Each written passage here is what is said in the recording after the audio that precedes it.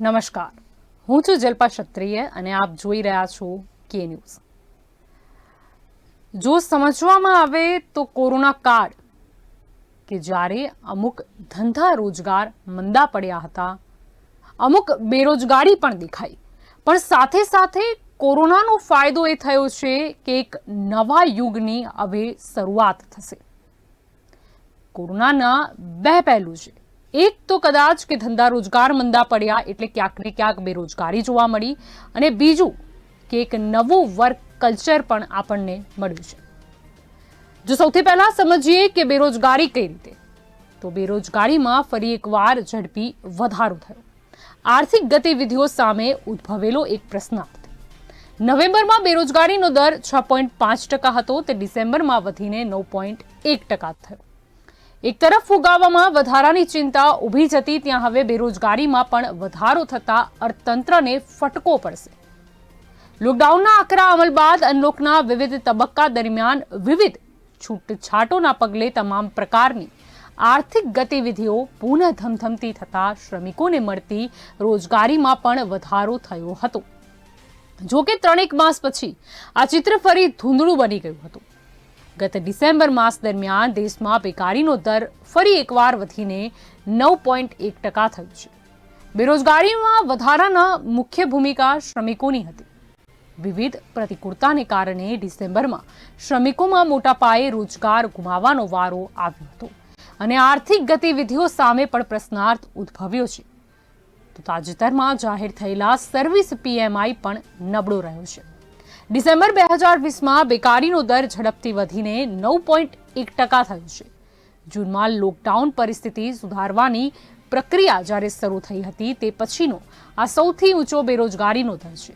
આ દર નવેમ્બરમાં નોંધાયેલા 6.5%ના બેરોજગારીના દર કરતાં ઘણો વધારે છે। ડિસેમ્બરના સાપ્તાહિક અંદાજમાં પણ આ દરમાં સતત વધારો જોવા મળ્યો હતો। 6 ડિસેમ્બરના રોજ પૂરા થયેલા સપ્તાહમાં બેરોજગારીનો દર 8.4% હતો, તો ત્યારબાદના 2 સપ્તાહમાં દર અનુક્રમે 9.9% અને 10.1% હતો, અને છેલ્લા અઠવાડિયામાં 9.5%નો દર નોંધવામાં આવ્યો છે। સમસ્યા એ છે કે બેરોજગારીના દરમાં આ વધારો એવા સમયે થયો છે જ્યારે ફુગાવો પણ વધવાની આલબેલ પોકારી રહ્યો છે। તાજેતરના મહિનાઓમાં ફુગાવાનો દર 7% નોંધાયો છે। એટલું જ નહીં, બેરોજગારીમાં આ વધારો આર્થિક સુધારણાની પ્રક્રિયા અંગે પણ ચિંતાઓ ઊભી કરે છે। મજૂર ભાગીદારી દર એટલે કે LPRમાં આંશિક સુધારણાને કારણે ડિસેમ્બરમાં બેકારીનો દર પણ વધ્યો છે। અગાઉના 2 મહિનામાં 40.7%ની તુલનામાં નવેમ્બરમાં દર ઘટીને 40% થઈ ગયો હતો। સુધારણાની પ્રક્રિયા શરૂ થયા પછીનું આ સૌથી ઓછું LPR હતું, અને ઓછા લોકો રોજગારની શોધમાં હોવાથી મજૂર બજારો પર આ દબાણ ઓછું થયું હતું। આ જ કારણ છે કે નવેમ્બરમાં બેરોજગારીનો દર ઘટીને 6.5% થઈ ગયો હતો। ડિસેમ્બરમાં LPR સુધારીને 40.6% રહ્યો હતો। શ્રમિક લોકોની સંખ્યામાં વધારો થયો છે। મજૂર બળનું કદ વધ્યું છે, અને તે નવેમ્બરમાં 42.1 કરોડથી વધીને ડિસેમ્બરમાં 42.7 કરોડ થઈ ગયું છે। પરંતુ મજૂર બજાર 60 લાખ કામદારોના વધારા માટે તૈયાર નહોતું, જેથી દેખીતી રીતે તે લોકો બેરોજગાર જ રહ્યા। ડિસેમ્બરમાં બેરોજગારી દરમાં વૃદ્ધિનું મુખ્ય કારણ એ હતું કે કૃષિ ક્ષેત્ર કામદારોની વધતી સંખ્યાને સમાવવા માટે નિષ્ફળ ગયું। રોજગાર ગુમાવનારા ઘણા લોકો કૃષિ એક સહાયક રહ્યું હતું, પરંતુ ડિસેમ્બર એવો મહિનો નથી કે જ્યારે ખેતીમાં વધુ શ્રમિકોની જરૂર હોય। ઉલટાનું આ મહિનામાં કૃષિમાં કામ કરતા લોકોની સંખ્યા ઓછી થતી હોય છે। 2016 પછીના 5 વર્ષોમાં નવેમ્બર કરતાં દર વર્ષે ડિસેમ્બરમાં ખેતીના કામમાં રોકાયેલા લોકોની સંખ્યા ઓછી હતી।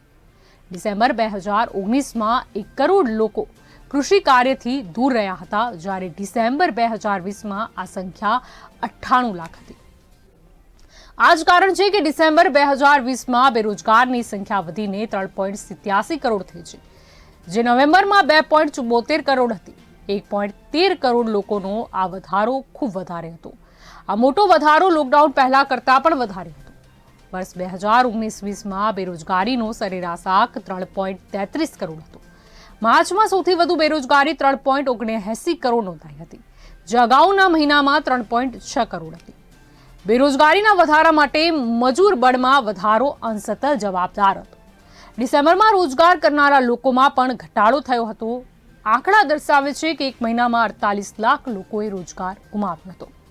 ડિસેમ્બરના ત્રીજા સપ્તાહના અંત સુધીમાં એવું અનુમાન હતું કે ડિસેમ્બરમાં 3.94 કરોડ લોકોને નોકરી મળશે, પરંતુ મહિનાના છેલ્લા 10 દિવસો ધાર્યા કરતાં વધુ ખરાબ હોવાનું પણ બહાર આવ્યું છે. 27 સપ્ટેમ્બરના રોજ પૂરા થયેલા સપ્તાહમાં બેકારીનો દર 10%થી વધુ વધ્યો હતો. ડિસેમ્બરમાં કુલ રોજગાર ઘટીને 3.69 કરોડ થયો હતો. બેરોજગારીનો દર વધતા મજૂર ભાગીદારીનો વધારો રોજગાર દરમાં વધારો કરી શક્યો નથી. શ્રમિકોની કુલ વસ્તીના નાના ભાગને જ ડિસેમ્બરમાં રોજગાર મળ્યો હતો.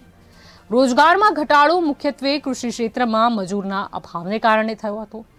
તેની સાથે સાથે શહેરી અને ગ્રામીણ વિસ્તારોમાં મજૂર બજારની પરિસ્થિતિ પણ કથળી છે. બંને જગ્યાએ એલપીઆર વધ્યો અને બેરોજગારીનો દર પણ વધ્યો. શહેરી ભારતમાં એલપીઆર 37.1%થી વધીને 37.7% અને તેનો બેરોજગારી દર 7.1%થી વધીને 8.8% થયો છે. એટલું જ નહીં, તેમનો રોજગાર દર 34.5%થી ઘટીને 34.4% પર આવી ગયો છે. શહેરી વિસ્તારોમાં રોજગાર 12.25 કરોડથી ઘટીને 12.24 કરોડ અને બેરોજગારની સંખ્યા 93 લાખથી વધીને 1.19 કરોડ થઈ છે. ગ્રામીણ ભારતનો એલપીઆર 41.5થી વધારીને 42% થયો છે, પરંતુ બેરોજગારી પણ નાટ્યાત્મક રીતે વધી અને 6.3%થી વધીને 9.2% ઉપર પહોંચી ગઈ. પરિણામે ગ્રામીણ ભારતમાં રોજગાર દર 38.9%થી ઘટીને 38.2% થયો. રોજગારની સંખ્યા પણ ઓછી થઈ અને તેઓ 27.1 કરોડથી નીચે 26.6 કરોડ પર આવી ગયા. તો તે જ સમયે બેરોજગાર 1.8 કરોડથી વધીને 1.19 કરોડ થઈ ગયા હતા. મજૂર બજારની સ્થિતિમાં આ વ્યાપક ઘટાડો પણ આર્થિક સુધારણાની પ્રક્રિયા અંગે ચિંતા ઊભી કરે છે. આ સમસ્યા એક ક્ષેત્રમાં નહીં બલકે અનેક ક્ષેત્રમાં જણાય છે. આ ઘટાડો સાર્વત્રિક છે. સપ્ટેમ્બરમાં 39.76 કરોડ લોકો રોજગારી મેળવતા હતા, પરંતુ ત્યારબાદ રોજગારની સ્થિતિ મહિનાઓ દર મહિને કથળી રહી છે. આ જ કારણ છે કે એક વર્ષ પહેલા કરતા રોજગાર માત્ર નબળા સ્તરે રહ્યો નથી, પરંતુ 2 વર્ષ પહેલાની તુલનામાં પણ તેમાં ઘટાડો થયો છે. નવેમ્બર અને ડિસેમ્બર 2020માં રોજગારની સંખ્યા નવેમ્બર-ડિસેમ્બર 2019ની તુલનામાં ઓછી હતી. તે નવેમ્બર-ડિસેમ્બર 2018ની સરખામણીએ પણ ઓછી જ હતી. હવે આ તો વાત થઈ કે બેકારીના શું આંકડા આવી રહ્યા છે, ખાસ કરીને શ્રમિક જે વર્ગ છે. પરંતુ જો શ્રમિક વર્ગને બાદ કરીએ તો પછી હવે કલ્ચર બદલાવી રહ્યું છે. જે મેં કીધું કે કોરોના કાળમાં ક્યાંક ને ક્યાંક બેરોજગારી જોવા મળી, તો સામે એક નવો કલ્ચર પણ ઊભો થયો. ત્યારે હવે પ્રશ્ન થાય છે કે શું ઓફિસ યુગના અંતનો આ આરંભ છે? શું આપને ખબર છે કે જીવન ઓફિશિયલ ક્યારે થયું હતું અને તેના ફાયદા શું હતા? 2018માં સ્ટેનફોર્ડ યુનિવર્સિટીના પ્રોફેસર જેફરી ફેકવરે આ પુસ્તક લખ્યું હતું. એક અમેરિકામાં જો વાત કરીએ તો સૌથી વધુ મોત કોવિડને લીધે અત્યારે થયા હતા. પણ જેફરી સાહેબે લખ્યું હતું કે અનેક કોર્પોરેટ કંપનીઓના લાંબા work schedule, toxic work environment, ઝેરીલા બોઝ, લોકો કામના કલાકો પછી એ કામ માટે આવતા કોલ્સ, ઈમેલ, સતત પરફોર્મન્સ જાળવી રાખવાનો સ્ટ્રેસ, અચાનક આવતા હુકમો, પબ્લિક સામે એકધારી રાખવી પડતી ગુડી ઇમેજ, આર્થિક પરિબળોની અનિશ્ચિતતાને લીધે આવતી જોબ પગારની અસલામતી, કામને લીધે પરિવારના સંબંધોમાં ઊભા થતા કજિયા કે તણાવ, આ બધા કારણોએ માણસને પીડિત બનાવે છે અને બીમાર બનાવી મારે પણ છે.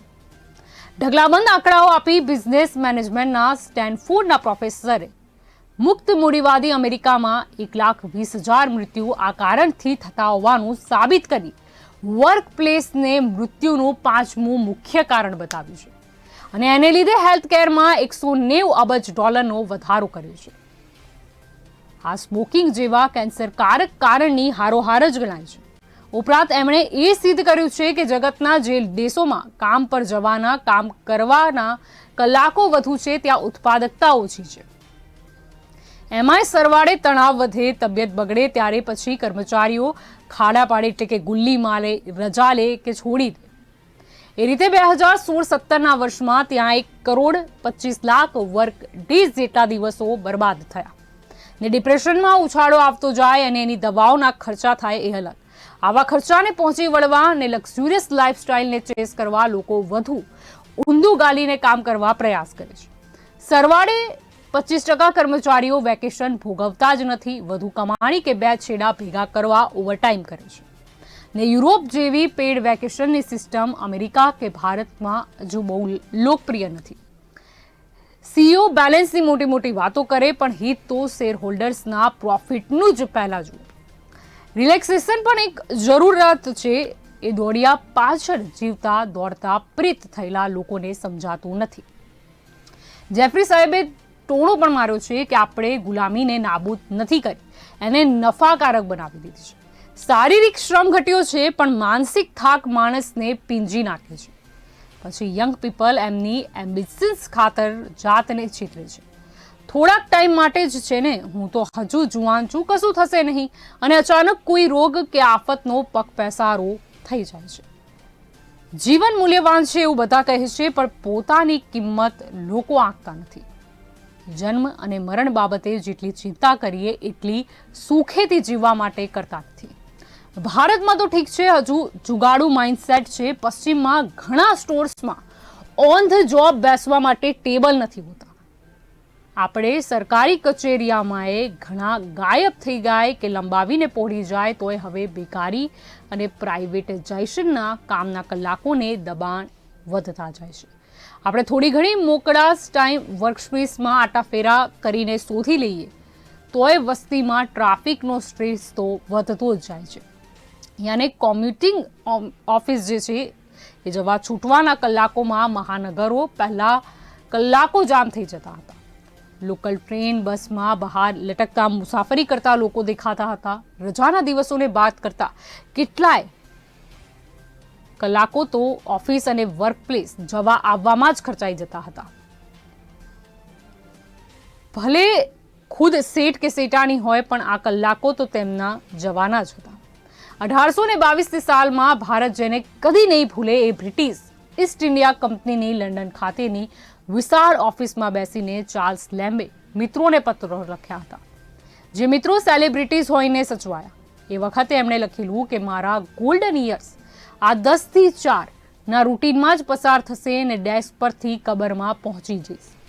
લેમ્બનો એક દોસ્ત ક્લાસિકલ રોમેન્ટિક પોએટ વિલિયમ વર્ડસવર્થ હતો.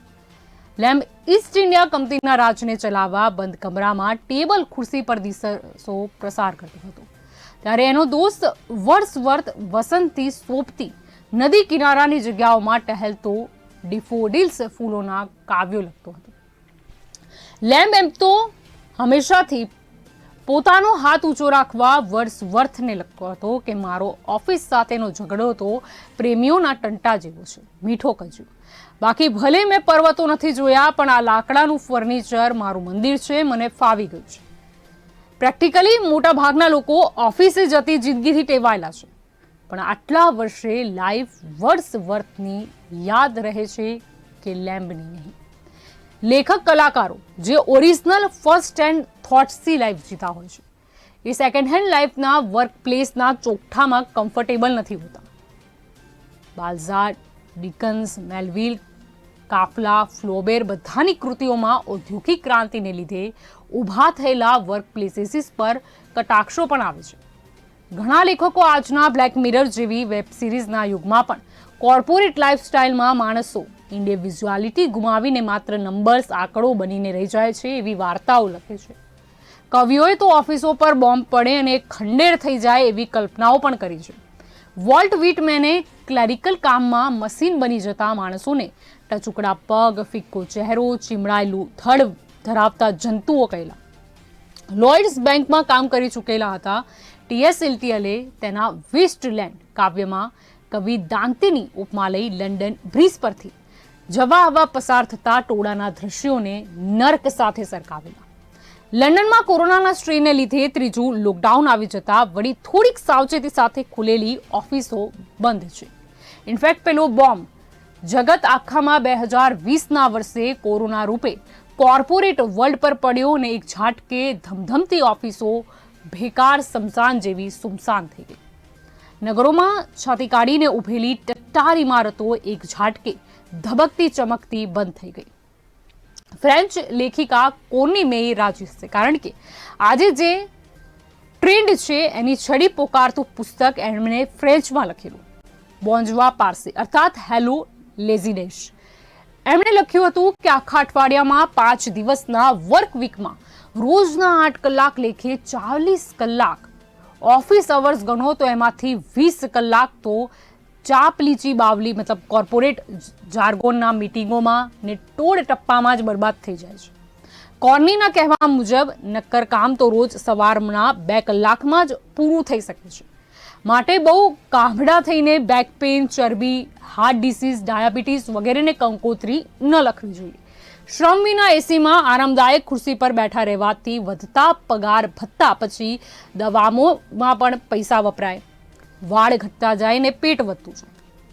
અને હજી હમણાં જ ગૂગલના સુંદર પિચાઈએ એટલે પોસ્ટ કોવિડ ઝૂમ મીટિંગોમાં ઝૂમવાની નવી આદતને ધ્યાનમાં લઈ હાઇબ્રિડ વર્કિંગથી વર્ક ફ્રોમ હોમની મુદ્દત ગૂગલ માટે લંબાવી છે. તો એથી ઉલટું ફેસબુકે નવી ઓફિસ સ્પેસ ન્યુયોર્કમાં ખરીદી છે. આમ તો ડિજિટલ રિવોલ્યુશન વધતું ગયું એમ ઇન્ટરનેટની સ્પીડ સાથે સમપ્રમાણમાં મોબાઈલ ઓફિસની વાત પણ વધતી ચાલી રહી છે. છેલ્લા દસકામાં ઓફિસો, જમીનોના ભાવ, ભાડા વધતા અડધોઅડધ કામકાજ ફ્લેક્સિબલ ધોરણે લેપટોપ, મોબાઈલ પર જ્યાં હોય ત્યાં પતાવવાનું વલણ વધ્યું છે. સામે ફિઝિકલ હાજરી ફરજિયાત નથી, રિઝલ્ટ સારું મળે એ જરૂરી છે, એ હવે સમજાવવા લાગ્યું છે. ડોક્ટરો પણ ફોન પર કન્સલ્ટેશન કરી લે છે. અમુક બાબતોને બ્લડ ટેસ્ટ, એક્સરે પણ ઘેર બેઠા થઈ શકે છે. બેન્કિંગ ટ્રાન્ઝેક્શન ઓનલાઈન થઈ જાય છે. ઓફિસની ઓળખ કહેવાય એવા ફોટોકોપિયર મશીન બનાવતી કંપની ઝેરોક્સે પણ વર્ક ફ્રોમ હોમની હાકલ હવે કરી દીધી છે. નવું જરાય નથી આ. 2000 વર્ષ પહેલા રોમના પ્લિની ધ જુનિયરે ટેબ્લેટ અને સ્ટાઇલસ લઈને જંગલમાં શિકારે જવાની વાત કરતો પત્ર એના મિત્રને લખ્યો. આ ટેબ્લેટ એટલે માટી, પથ્થરની તકતી, જેના પરથી ટેબ નામ આવ્યું છે.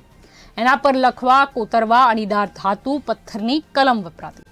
જગતમાં પહેલો બહુમાળી શોપિંગ મોલ વિચારનાર રોમનો લખવા માટે ટેબ્લેટ ભેગું લઈને ફરતા. અંગ્રેજી શબ્દ બિઝનેસ આવ્યો એ પહેલા કામ માટેનો રોમન શબ્દ હતો નિગોશિયમ. ઓશિયમ એટલે લહેર, મોજ મજા, આરામ, અને નિગોશિયમ એટલે એવો સમય જેમાં મસ્તી ને આરામ નથી, એટલે કે વર્ક, કામ. સમીકરણ ઉલટું જ હતું. કામ થોડું કરવાનું ને આનંદ વધુ કરવાનો. ભારતની સમૃદ્ધ કથા વારસામાં ક્યાંય 9 થી 5ની નોકરીમાં કાર્યાલય જવાનો ઉલ્લેખ છે? આ વિચારવા જેવી વાત છે. કોરોના પહેલા વીવર્ક જેવી કંપનીઓએ ખોટ ખાઈને પણ ફોરેનમાં વર્ક ફ્રોમ હોમનું પ્રમોશન ચલાવ્યું.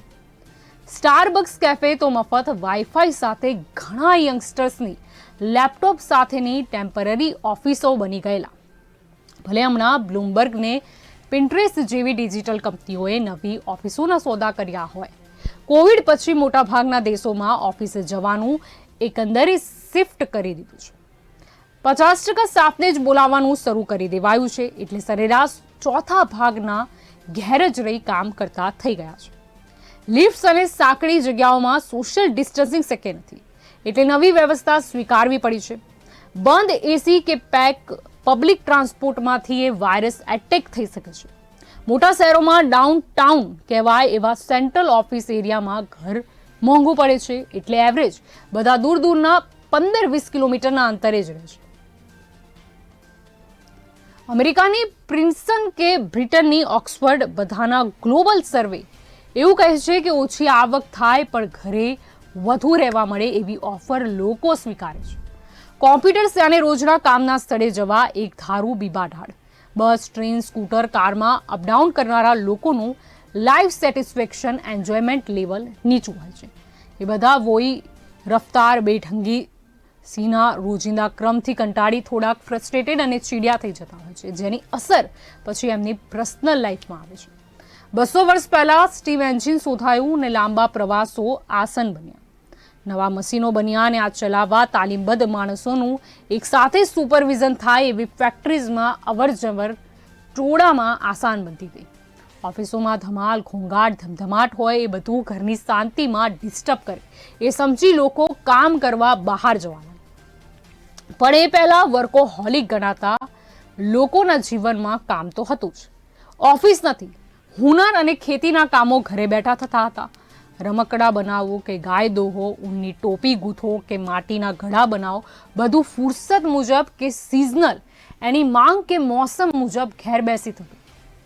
1776માં ઇકોનોમિક્સના બાઇબલ જેવું પુસ્તક એડમ સ્મિથે વેલ્થ ઓફ નેશન્સ લખ્યું. એમાં દિવાસળી કે પીને જેવી ચીજો બેડરૂમમાં બનાવી 8-10 લોકો ઘરમેળે એ ઉત્પાદનનું કામ ભેગા થઈને કરે એ ડિવિઝન ઓફ લેબરના ઉદાહરણ છે. ભેગા થઈને કામ પણ ઘેર કે ઘરની બહાર, આંગણામાં કે બાજુના કોઈ મેદાન અને ઘરમાં કરવાનું થતું. મોટી બારીઓ અંદર કુદરતી પ્રકાશ માટે ને વિશાળ ફળિયા એ કામકાજ માટે તો રહેતા જ હતા. ઓસરી કે પરસાદના કોન્સેપ્ટ હોમ ઓફિસ કમ ડ્રોઈંગ રૂમનો હતો. ખેતર પૂરતું કે વેચવા બજાર પૂરતું બહાર જવું પડતું હતું. બાકી ખાવાની ચીજોએ હોમમેડ જ રહેતી. હજુ 20મી સદી શરૂ થઈ ત્યારે ફ્રાન્સની ત્રીજા ભાગની ને અમેરિકાની 40% વસ્તી ઘેરથી જ પોતપોતાના કામ કરતી થઈ ગઈ. ઘડિયાળો બનાવી કે દવાખાનાએ ઘેર ચાલતા હતા. મોટી શાળાઓ, ફેક્ટરીઓ માટે બહાર જવાનું થતું હતું. ઔદ્યોગિક ક્રાંતિ પછી 18મી સદીમાં મોટે ભાગે એક મુખ્ય જગ્યાએથી કાચો માલ લઈ જઈ પેટર્નને શેઠે આપેલા સાધનો થકી વસ્તુઓ બનાવવાનું આઉટસોર્સિંગ પણ જાતું. કોન્ટ્રાક્ટ મુજબ ડિલિવરી કરી પૈસા લઈ લેવાતા. પેમેન્ટ કામના કલાકો મુજબ નહીં પરંતુ વસ્તુઓના નંગ મુજબ થતું. એટલે ઘણા લોકો એક સાથે 2-3 અલગ અલગ કામો કરી કમાણી કરવાનું મલ્ટીટાસ્કિંગ પણ કરતા લકઈ ઘર બેઠા. જોકે આમાં સંગઠન નહોતું, યુનિફોર્મિટી ઓફ પ્રોડક્ટ નથી. એટલે માલિકોએ એક સરખી ગુણવત્તા નજર સામે દેખરેખ હેઠળ તૈયાર થાય એ માટે મજૂરો, કર્મચારીઓ એક જગ્યાએ બધા એકઠા મળી પોતાના હિતો જાળવી આવક વધારી શકાય એ માટે ફેક્ટરી અને ઓફિસો પર મહત્વ વધાર્યું. પેપર વર્ક પણ મુખ્ય કારણ જે આજે બધું ડિજિટલ અને ઓનલાઈન થતા ઘટતું જાય છે. ઓફિસોમાં પ્લાનિંગનો દબદબો હતો અને ઘરમાં આઝાદીનો. વધારે જમાઈ ગયું હોય તો જાતે બ્રેક લઈ સૂઈ જાઓ, પ્રસંગોપાત જાતે જ રજા રાખી લો. કામ કરવામાં ઘણો મોટો ફાળો હુનર એટલે કે ખેતી, પશુપાલન કે જોબ વર્કમાં સ્ત્રીઓનો પણ ત્યારે હતો. ચીવટ, ઓછા વ્યસનો અને સામાજિક વ્યવસ્થામાં ઘર ચલાવવાની તાલીમનો છે. બહાર જવાની છૂટ ના હોય એવા રૂઢિચુસ્ત વાતાવરણમાં ઘરેથી કામ કરી શકાય. આજે મોટી સમસ્યા બાળકો અને ઓફિસના બેલેન્સની છે. એમ તો ઘેરથી કામ કરવામાં સંયુક્ત કુટુંબ ન હોય ત્યાં ઓફિસની ગોળી ચટાડીને બાળકોને સુડાવી દેવાય. પણ સતત કિડ્સને ઓફિસમાં ન લઈ જઈ શકો એના કરતાં વર્ક ફ્રોમ હોમમાં નજર સામે તો રહે. માનવ સ્વભાવને ડિસિપ્લિનમાં કેળવવા જોઈએ. સાયકોલોજી એ શિસ્તની કે સમય પાલનની ધાક ઓફિસમાં જ પેદા થાય. એટલે તો એમાં વસ્ત્રોથી વાતચીત સુધી ફોર્મલનો મહિમા આવી ગયો. વર્ક એથિક્સના બીબામાં ઢળી જવાનું, સૂટ કે યુનિફોર્મ કે ટાઈ કે સાડી કે એપ્રેન પહેરીને એનો ફાયદો એ થયો કે પછી પર્સનલ ઇમોશનલ જંજાળો આપોઆપ સ્વિચ ઓફ કરવી પડે અને બીજાઓ સાથે ટીમમાં તાલમેલ બેસાડવું પડે. પણ 1920માં જ મેક્સ વેબર નામના જર્મન સોશિયોલોજિસ્ટે ટેકનોલોજી અને એન્જિનિયરિંગના એ ચડતા કાળમાં આની અસરોમાં ફન ઘટશે અને ટેન્શન વધશે એ ભાગી લીધું હતું. હવે તો ઓફિસની મિટિંગો જ ઇન્ટરનેટ પર કરવાની આદત પડી ગઈ છે. સામેની ડેસ્કને ગેરસમજ ટાળવા મેલ કરવાનો થારો છે. જર્મનીમાં કે ફ્રાન્સમાં તો 5 ડે વીક જ જવાની તૈયારીમાં છે. પ્રેશર ઓછું અને પ્રોડક્ટિવિટી વધુ. ઝૂમ કે ગૂગલ મીટ જેવી એપમાં જ 30 કરોડથી વધુ લોકો જોડાયા છે અને કોર્સ પણ ઓનલાઈન ચાલે છે. ભલે કોવિડ પહેલા ઓપ્શનલ ઓફિસ 5% કંપનીઓ જ આપતી હતી ને અમુક ઓફિસમાં ગેમ્સ, બેડ વગેરે આપતી હતી. કાળનું ચક્ર ફરી હોમ બેઝ જોબ વર્ક તરફ આવ્યું છે. પણ એમાંય ઘેર બેઠા જેની આવક વધે એટલે આ પરિવર્તનનું સ્વાગત કરવું જોઈએ એવા નેટફ્લિક્સના ખુદ ઇનોવેટિવ ગણાતા સીઈઓ રીડ ડે વિરોધના સૂર પ્રગટ કર્યા છે. એનું લોજિક એ છે કે ઓફિસનું મહત્વ શૂન્ય કરો તો સર્વિસ ઇન્ડસ્ટ્રીઝને ફરક કદાચ ઓછો પડે, પણ પરોક્ષ રીતે મંદી વધે. કેટલાક શહેરોમાં ધીકતી કમાણી લોકકલ્યાણ માટે ટેક્સના રૂપે કરતી ટ્રેન, બસ જેવી સેવાઓને અબજોનો ફટકો પડશે. એની સાથે જોડાયેલ ફૂડથી બુક સુધીની દુકાનોના રોજગારો સાફ થઈ જશે. ઓફિસમાં આવન જાવન ઘટે તો નેચરલી રિયલ એસ્ટેટમાં કડાકો બોલી જાય, ને રિયલ એસ્ટેટ તૂટે એટલે કેટલીય પ્રોડક્ટમાં મંદી આવે, અને પછી પ્રોડક્શન જ ઘટે તો પ્રોડક્ટિવિટીનું શું કરશું? આ સિવાયની અમુક કાઉન્ટર આર્ગ્યુમેન્ટ્સ પણ છે. ઘેરકામ કરવામાં બધા જ સ્વયં શિસ્તવાળા ન હોય. છોકરાઓ, વડીલો, ઘરના ફોન આલાપ, રસોઈ, બીજી આડી અવડી વાતો, એમાં ફોકસ નહીં રહેતા ઘરે પણ ક્રિએટિવ લોકો જુદી સ્પેસ ઊભી કરી લેતા હોય છે પોતાની. બાળ ઉછેરમાં ફાયદો થાય, પણ કામમાં બહાનાબાજી કે ટાળમટોળ ન થાય. ઓફિસમાં એક માહોલ મળે આઈડિયા એક્સચેન્જનું, શેરિંગ ઓફ રિસ્પોન્સિબિલિટીનું, એક્સપર્ટ્સ ગાઈડન્સનું, બેટર પ્રોફેશનલ ટૂલ્સનું, ઇન્સ્ટન્ટ પ્રોબ્લેમ સોલ્વિંગ નેટવર્ક હોય ત્યાં, ટ્રેન્ડ ટાસ્ક ફોર્સ અને સપોર્ટ સ્ટાફનું કમ્યુનિકેશન, કોર્ડિનેશન એ કિચનમાંથી ન થાય. જીટલેબ નામની સોફ્ટવેર કંપની 1300 કર્મચારીઓ 65 દેશમાં ઓલ રિમોટ ઓપરેશન સાથે ધરાવે છે. વર્ષમાં એકવાર બધાએ મેળાવડાની જેમ રૂબરૂ મળવાનું, લેબર ફોર્સ બેઝ વર્કના હોય તેવી ઓફિસોમાં મહિનામાં અમુક દિવસ મળવાનો મધ્યમ માર્ગ અપનાવી શકાય. ટીમ બોન્ડિંગ માટે પણ મળવું તો પડે. વર્ચ્યુઅલ રિયાલિટીના ગિયર કરતાં રૂબરૂ આંખમાં આંખ નાખી પગાર વધારો માંગવો સહેલો પડે. હોમવર્કર્સ માટે સરકારે પણ સુરક્ષા આપતા કાયદા હવે ઘડવા પડે. મહેલોને મંદિરો કરતા નવા જમાનામાં ઊંચા બનેલા ઓફિસના ગગનચુંબી ટાવરો આપણને રોજ એક અલગ વ્યક્તિ બીજાના સંપર્કમાં આવવાની તક આપે છે, જે નેટ ચેટમાં નથી. જોઈએ લોકલ હવે કઈ બાજુ જાય છે. આપણે જેમ વાત થઈ કે કોરોના કાળથી એક નવું કલ્ચર આવ્યું છે, વર્ક ફ્રોમ હોમ. આમ જોવા જઈએ તો આ કલ્ચર કંઈક નવું તો નથી. હા, જેમ જેમ ટેકનોલોજી વિકસાતી ગઈ, જેમ જેમ નવી પેઢી આપતી ગઈ, તેમ તેમ ઓફિસ જવાનો કલ્ચર આવ્યો. લોકો ઓફિસે જવાનું પણ પસંદ કરતા હતા, પરંતુ આ કોરોના કાળમાં જ્યારે વર્ક ફ્રોમ હોમની આદત થઈ ગઈ છે તો ઘણા લોકો આ પ્રિફર પણ કરે છે. હા, અઠવાડિયામાં 2-3 વખત મળવું જરૂરી છે, ઓફિસે જવું પણ જરૂરી છે, પરંતુ લોકોને વર્ક ફ્રોમ હોમનો આઈડિયા વધારે ગમી રહ્યો છે. કારણ કે એ લોકોને એવું લાગે છે કે તે લોકો ઘરે બેસીને વધારે ફ્રેશ મૂડમાં કામ કરી શકે છે. તેમનો આવવા જવાનો જે સમય છે તે પણ બચી જાય છે. એટલે લોકો વર્ક ફ્રોમ હોમ કલ્ચરને અપનાવી રહ્યા છે. હા, પહેલા બીજા દેશોમાં આ કલ્ચર હતો, પરંતુ ભારતમાં તે કલ્ચર ખૂબ જ ઓછો જોવા મળતો હતો. પરંતુ આ કોરોના કાળ કે જેમાં કદાચ અમુક જે કામ છે તેમાં બેરોજગારોની સંખ્યા કદાચ વધી હશે, પરંતુ સામે લોકો એટલા પણ બેરોજગાર નથી થયા. હા, ઓફિસ નથી જતા, પરંતુ તેઓ હવે ફ્રીલાન્સિંગ વર્ક કરતા થયા છે, વર્ક ફ્રોમ હોમ કરતા થયા છે. તેઓ એક ફિક્સ જોબ નહીં, પરંતુ તેમની ક્રિએટિવિટી પ્રમાણે 2-3 અલગ અલગ કામો ઘરેથી જ કરતા થયા છે. એટલે દરેક હવે વ્યક્તિ જે છે તે પોતાની સ્કિલ પ્રમાણે કામ કરવા માટે વધારે ટેવાઈ ગયો છે. વર્ક ફ્રોમ હોમ કે જેણે એક કમ્ફર્ટ પણ આપ્યું છે લોકોને. ફોરેનમાં પહેલા આપણે આ કલ્ચર સાંભળ્યું હતું વર્ક ફ્રોમ હોમ, પરંતુ કોરોના કાળે અહીંયા આપણને શીખવાડી દીધું છે. એટલે હવે પ્રશ્ન થાય છે કે શું હવે ઓફિસનો યુગ જે છે તે સમાપ્ત થશે અને એક નવા યુગનો પ્રારંભ થશે? હવે આ તો આવનારો સમય જ બતાવશે કે વર્ક ફ્રોમ હોમ કલ્ચરને કેટલો સપોર્ટ મળે છે. એમ્પ્લોયર અને એમ્પ્લોયી બંનેની સાઈડથી નક્કી થઈ શકે છે વર્ક ફ્રોમ હોમ. તો આજે સ્પેશિયલ રિપોર્ટમાં મેં આપને બતાયા કે અત્યારે જો શ્રમિકોની વાત કરીએ તો બેરોજગારી કેમ છે, શા માટે બેરોજગારી છે, અને મેં એ પણ બતાવ્યું કે વર્ક ફ્રોમ હોમ કલ્ચર કે જેના લીધે લોકો હવે સ્ટ્રેસ વગર કામ કરતા થયા છે, તેમની આવકમાં પણ વધારો થયો છે, અને સાથે સાથે તે લોકો ઘરમાં પણ પોતાની જે ઘરની જવાબદારી છે તે પણ પૂરી કરતા આવક ઊભી કરી લે છે. તો આજની સ્પેશિયલ રિપોર્ટમાં બસ આટલું જ. વધુ સમાચાર માટે આપ જોડાયેલા રહેજો કે ન્યૂઝ સાથે. નમસ્કાર.